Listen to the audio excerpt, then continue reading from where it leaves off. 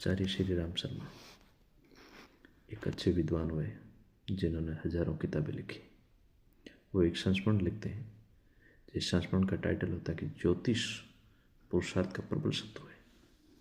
उस संस्मरण के अंदर वो लिखते हैं कि फ्रांस के एक महान व्यक्ति जिसका नाम नेपोलियन बोनापार्ट, जिन्होंने तलवार के बल पर फ्रांस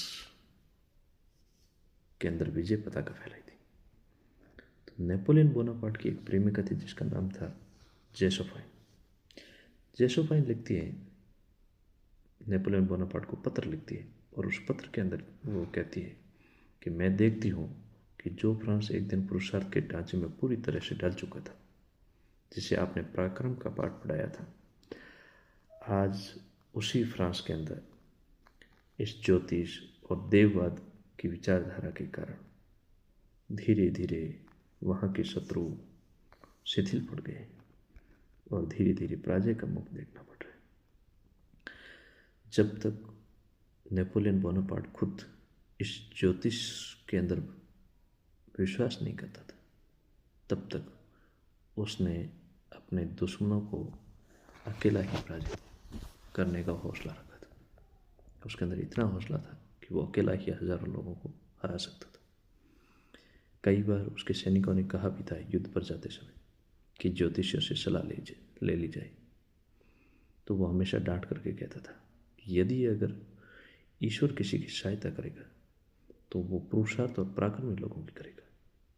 जो भाग्य का रोना रोते हैं उनको हमेशा असफलता ही मिलती है।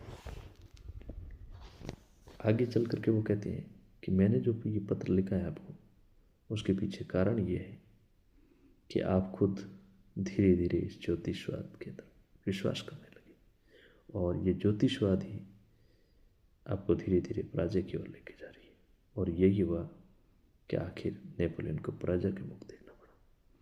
भारतीय तत्व दर्शन के अंदर ज्योतिष की अनेक शाखाएं हैं। उसके अंदर जो ज्योतिष की गणना है वो गणितीय विधि से की गई और भारत के बहुत सारे लोगों ने इस ज्योतिष को माना भी है। वो आगे कहते हैं कि भारत के अंदर इसी ज्योतिष के कारण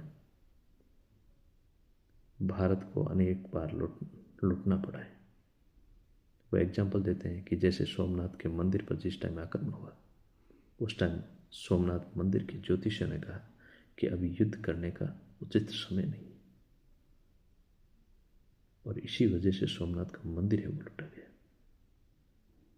आगे चल करके वो एक बात और कहते हैं